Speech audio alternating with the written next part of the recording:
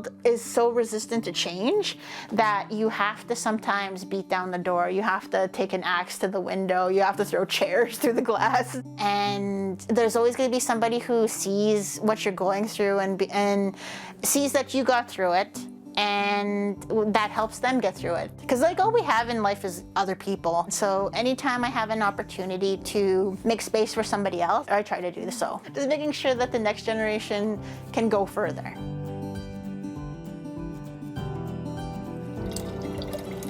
I always looked for myself in the content that I was watching, and I never saw myself in things. I'd only ever see women like us in the news when one of us went missing or one of us committed a crime. So when I grew up and still ached for stories like the ones I wanted to hear, like about Native women doing cool things, Native women going to space, Native women in sci-fi or horror or fantasy movies, I was like, well, maybe I have to do it. This is a poster from my first film, Crash Site. I'm primarily a writer, but I'm also a filmmaker. I'm also a sensitivity consultant. Like, I worked on God of War Ragnarok to discuss issues regarding representation of Indigenous characters. Squat Tim passed in again. English!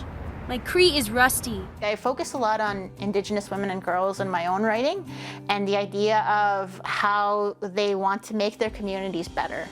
So this is my children's book about a little girl named Carrie Berry Lynn and her 7 res dogs. Being a woman and being a Native woman specifically in this industry is very difficult, just because you're representative of your people as a whole. As a woman, like, anything you do wrong is somehow worse because you're a woman.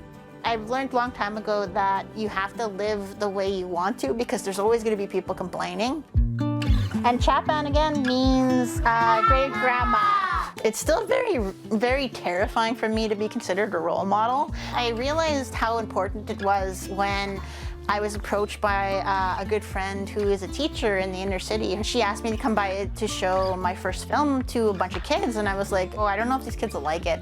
And I went, and the movie starts, and they're all quiet, and I was terrified. I'm like, oh God, they hate it. And then the movie ended, and they were like cheering like it was the midnight showing of The Dark Knight. But it was so overwhelming to me, because like I hadn't realized that the person I needed to be visible, to be out there, to be doing all the cool things that I wanted to do, was still needed by these kids. Lizzy, hi. To be considered any type of role model, I joke about it, but I take it very seriously, just because I want to ensure that the anger I felt when I was a kid about, like, or the self-hatred I felt about being Native and a girl doesn't impact the kids I encounter, because I'm like, if I had people who were visible and supportive of what I wanted to do, maybe I would have gotten here sooner. There's nothing special about me that doesn't exist in them as well.